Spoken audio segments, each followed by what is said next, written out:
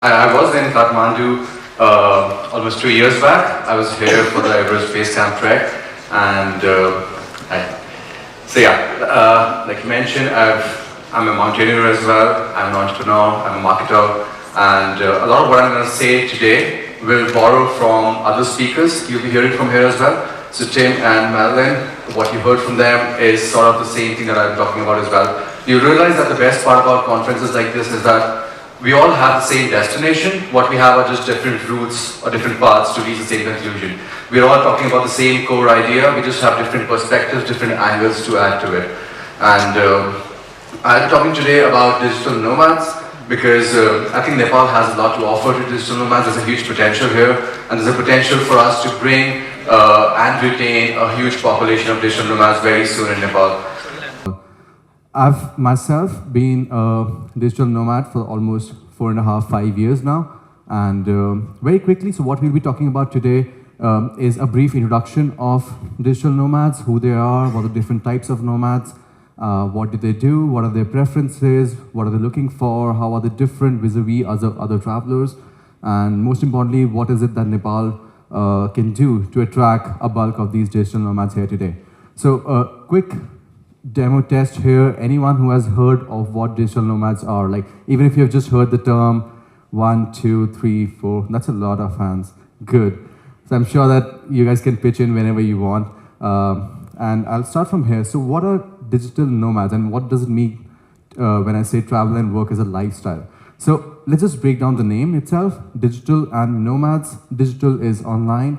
Anyone who's working digitally or who is working online, anyone who has a career, a job, a business, or any sort of a enterprise that they're running purely online is a digital nomad. And that's where the second term comes into play. That's the nomad. As a nomad means, it's someone who likes to move around, someone who doesn't want to settle down in one place.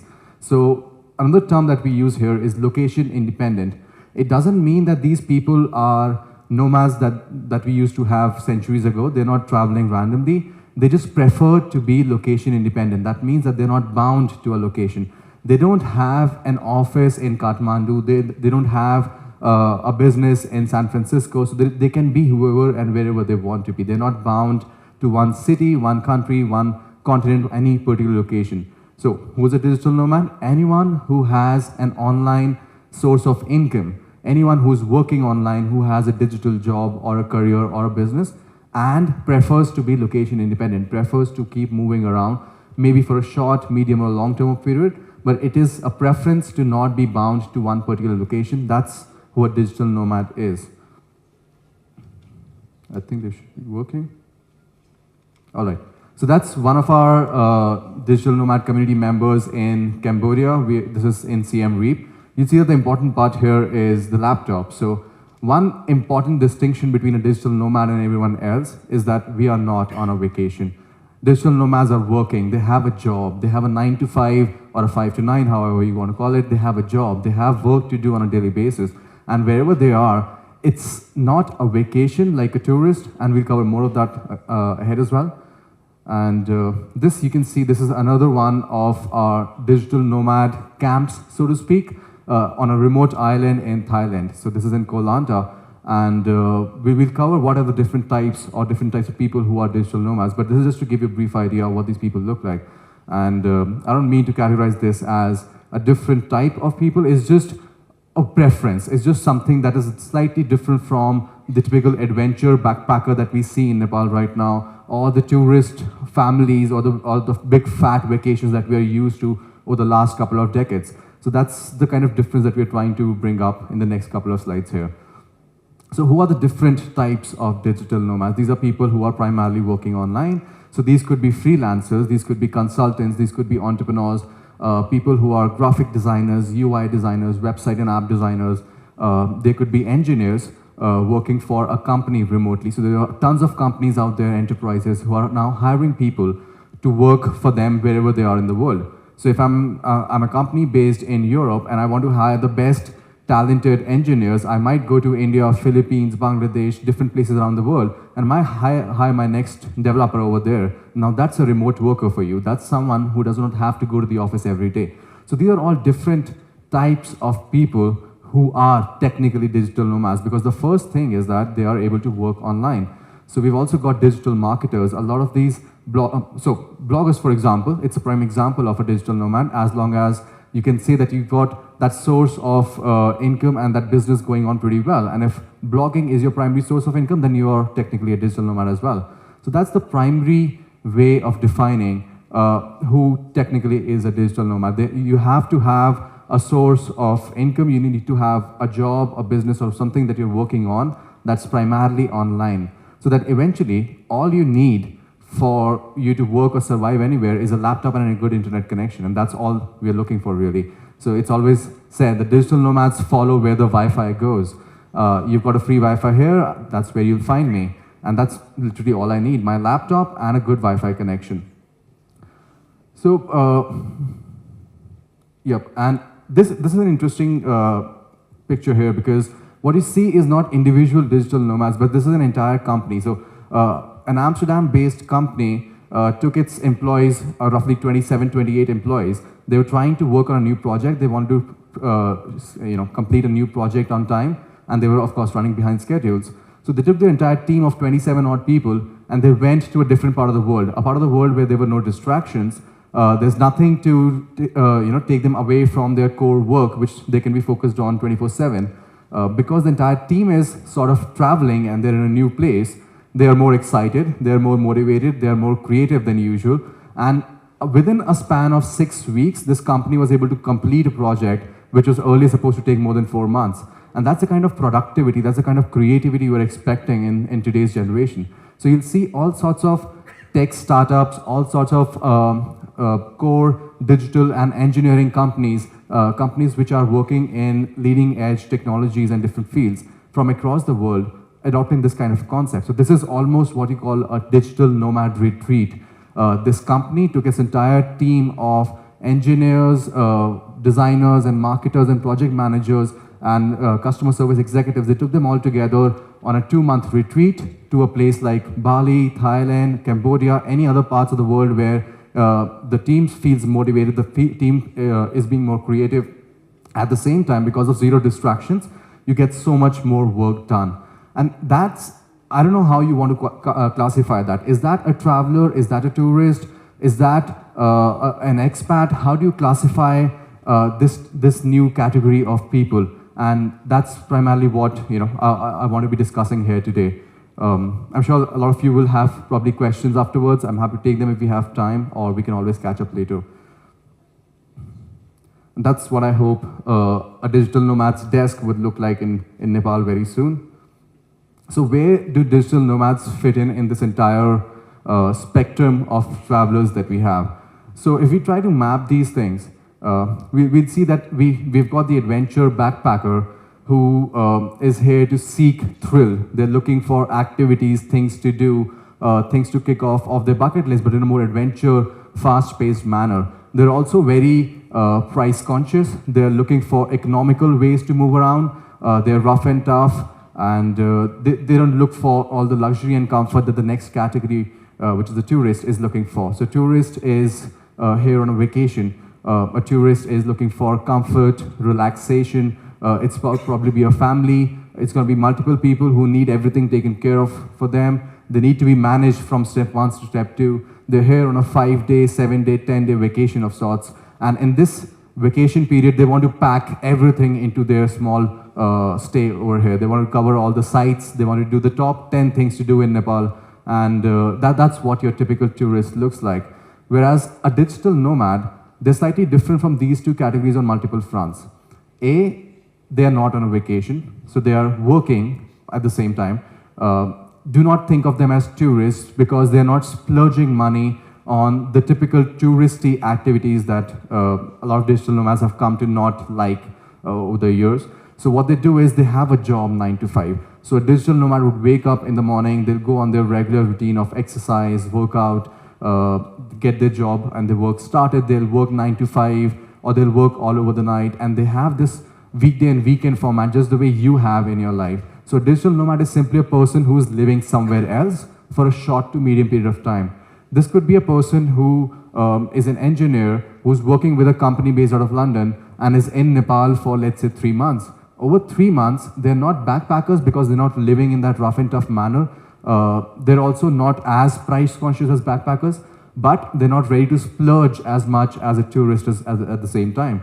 And for them, the idea of traveling is not to cover everything within a 5-day period. So for example, as part of the fam trips, just a couple of days ago, I spent the entire day covering the 3 Darbar squares across the Kathmandu area.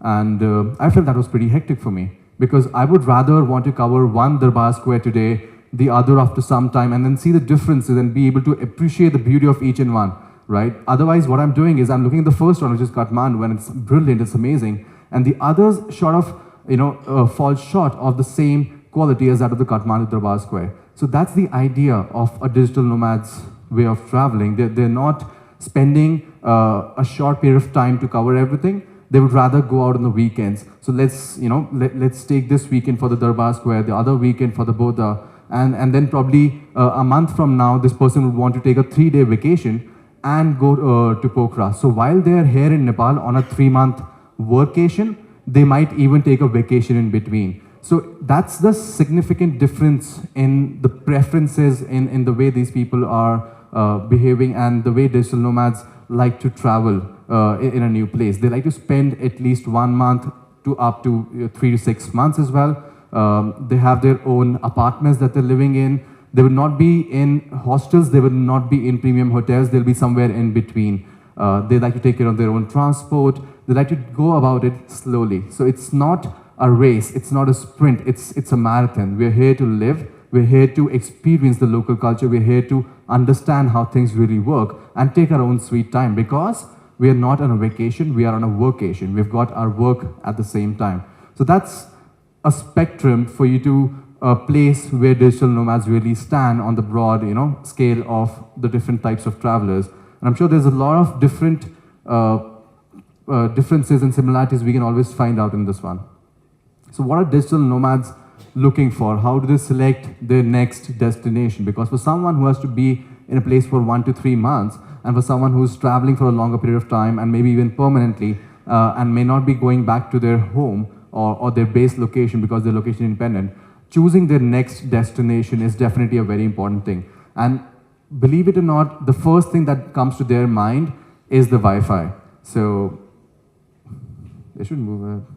Yep, so remote work. That's at the top of these people's mind. It's not about what's the cool place to go to. It's not about the bucket list. It's not about the top 10 things to do. It's not about the food. It's not about anything else.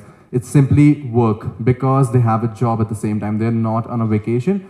Their boss is not going to accept the fact that they're in Nepal and they could not submit their project on time. Their clients will not accept extensions of deadlines. They have to earn their living every day. And this part of travel is sort of the way they want to live their life. So remote work is the #1 thing that these people think about on a daily basis. So for me, the next destination that I'm going to, it needs to support my work preferences. It needs to have that kind of high quality, high speed, reliable 24/7 Wi-Fi that I'm looking for. And those are all things which are not easy to accomplish everywhere. So you could have high speed internet, but can you have the reliability of 24/7 internet as well? I also want my own workspaces because working out of a hostel, working out of a hotel room, it can't be done over a long period of time. You can do it for a couple of days, you might be able to do it for a week, but if you have to work every day and given that 6 to 7 hour work period on a daily basis, you need a proper workspace. So they look for co-working spaces around the city, they look for cafes which offer high quality Wi-Fi's, they love Starbucks, but usually digital nomads are in areas where there's no Starbucks. So having a good co-working environment, having an office environment, a plug-and-play environment where you can just walk in, start using the Wi-Fi and just walk out without a major setup is one of the big pull-ins for digital nomads. And that's why you'll see that major hubs across Asia include places like Bali. So in Bali, you've got a huge co-working environment already set up. They've got 50 Mbps, 100 Mbps Wi-Fi lines set up already. Then you've got Thailand, and then a couple of places are coming up across Vietnam, Cambodia, and Laos as well. So a co-working environment, a very good remote work environment is sort of like the #1 thing that a digital nomad looks for whenever they're going to a new destination. And they're almost working and living there like a local. They have a life in that new place. They are going to the office on a daily basis. They're working every day 4 to 6 to 8 hours, and then they go out, they meet their friends, they have their life. So that's the number one thing that a digital nomad is interested in understanding about a new place.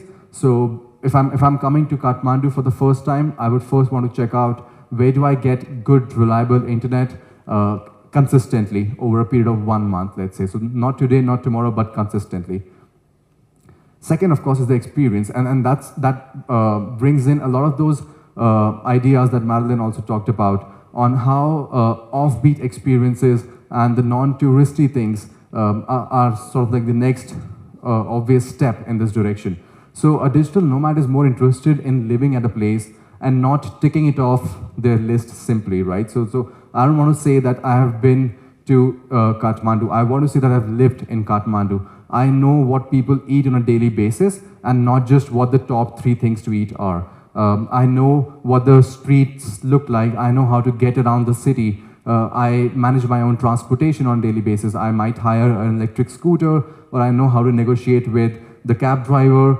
I know my way around the city. That's what the local experience means. It means going beyond just the flashy stuff that you see on social media, but actually experiencing those life-changing things that you won't find anywhere else. Specifically because, remember, this is not a person who's traveling or coming here for the first time. They are living in different countries across the last couple of years. So they have experienced that local culture already somewhere else as well. So what is it that we can get in Nepal? Is it one of those amazing painting classes? Is it a pottery class? A lot of people who end up in Thailand as a digital nomad, pretty soon, before you know it, they start learning Thai cooking as well. Simply because it's part of that experience of being able to live and survive in a new country. Taking a Thai cooking class for a couple of weeks, you just become a master chef at that as well. So a local experience is definitely big on what a digital nomad looks for at the same time. And this experience is like a holistic experience. It's not something that I want to have today and then get done by it. It's on a daily basis. It's a continued basis. Can I wake up every day and go for a run on the beach? Can I have my own yoga and meditation regime or yoga schedule for at least every Sunday for the next 3 months? Because I have a life here, I want to have a proper and a healthy lifestyle that I couldn't have somewhere else. And that's why I relocated to this place for a short period of time. And that's the kind of holistic experience that you see a digital nomad is seeking. And third and very important part is their community. Because so if someone is not on a vacation, that means that they have been in this phase of their life for a long time. If they're here for 3 months, they need people to chill with, they need friends to go out with, they need an interactive community of like-minded individuals that they can share their ideas with. So if I'm an entrepreneur and after my 6 hours of work every day, I don't have people to hang out with, it's not fun for me anymore, right? Because that's what life usually is for all of us. So I'm not on a vacation that I'll just chill at a resort. I'm here, I'm living in Kathmandu. I need to have my own gang of people. I need to have my own circle of friends. I would love to have a community that I can interact with on a daily basis. It would be amazing if on the weekends I could just meet some new people, share my thoughts with them, see what comes out. For a lot of these people, business happens this way. For a lot of these people, their entire circle of friends is just the people that they met at different places. So, I've got 6 friends in Thailand, I've got 20 friends in Europe, I've got 30 friends in South America, and that's the friend circle that I have because that's how I've lived in these places. So as long as they're spending enough time in a particular area, they would love to have that community of like-minded individuals around with them. And then that's one major important part of the whole experience as well. So you'll see that they are not living in hostels, they're not living in a 5-star hotel, they're somewhere in between. They would prefer an apartment where they could cook themselves, an apartment that they can maintain themselves. They're living there like an individual would in their own city. So that's a big part of what digital nomads are looking for. So if I'm quickly to summarize these things, it's remote work, the ability to work properly, uninterrupted, 24/7. That includes electricity and Wi-Fi, which is a major component in a lot of places you're going to. Then it's the experience, of course, how local, how holistic is the experience that I'm getting over here. Is it something that actually changes my life for the better, or is it just one of those things that I can post about on Instagram? Because as a digital nomad, you're not short of any pictures. You're technically traveling as a tourist on a daily basis, so you've got tons of things to share with your friends. But the whole part is that after some time, you get tired of sharing the same pictures and same videos all over again. And now the story is more internal. It's meant to prove something to myself. So if I'm living in a new place, I want to feel like a new person. I want to feel the way a person living there feels. And that's the whole journey that I'm talking about. So it's remote work, it's experience, it's community. These are the three elements that a digital nomad is looking for. And these are the three elements that we craft our entire experience around as well. So this brings me to the last point here on how we can get more digital nomads to Nepal. What is it that can be done to attract this new generation of travelers, of medium to long-term travelers to come to Nepal? Why is it that when it comes to Asia, the biggest hubs for digital nomads are Bali and a couple of islands in Thailand? Is it just because of the geography? Is it because for a lot of digital nomads is the beaches that are attractive? Because I don't see a major mountaineering hub that has come up as a digital nomad hub in Asia. And I feel Nepal and Kathmandu can definitely be that next hub for digital nomads. For a lot of people who are the non-beach people, the more mountain-focused people, and are still digital nomads, they are still looking for a place to go to. And what we can offer definitely is more local, more authentic experiences, experiences that go beyond a temple, experiences that go beyond the architecture that we already have to offer, things that are already well known. So that brings me to the point that Tim raised about storytelling. Can we tell better stories that are more local, more holistic, more intricate to Kathmandu as a society, to Nepal as a country? Can we bring out those small experiences that are hidden somewhere deep in the streets out there? And can we tell the right story around those experiences? And at the same time, can we build up the infrastructure that is required to support a digital nomad? And these infrastructures revolve around two things: co-working and co-living spaces. So co-working simply is an office space that's plug and play. I can walk in, I can take a seat, I can access the Wi-Fi, work throughout the day, pay you and leave. So it's an office that's available on demand. It's like an office that's a restaurant. You can walk in whenever you want.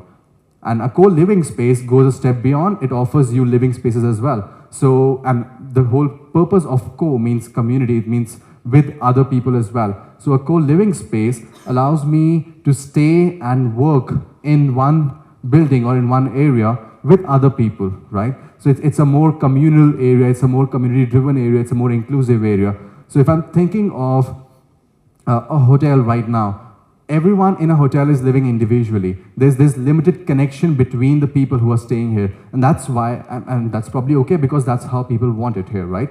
Whereas a digital nomad, a person who wants to live in Nepal for a couple of months, would not want to live there alone. They would want to be in a more communal environment. They would want to be with other people, with other like-minded individuals, people they can interact with on a daily basis, but at the same time have their own privacy when they want. So they're not backpackers who are living in a hostel. They're not premium tourists or business travelers who are living in a hotel. They're somewhere in between. They want their own space to work when they can, and they want that community, that co-living environment, once the work is over. So that's what the expectations of a digital nomad largely looks like.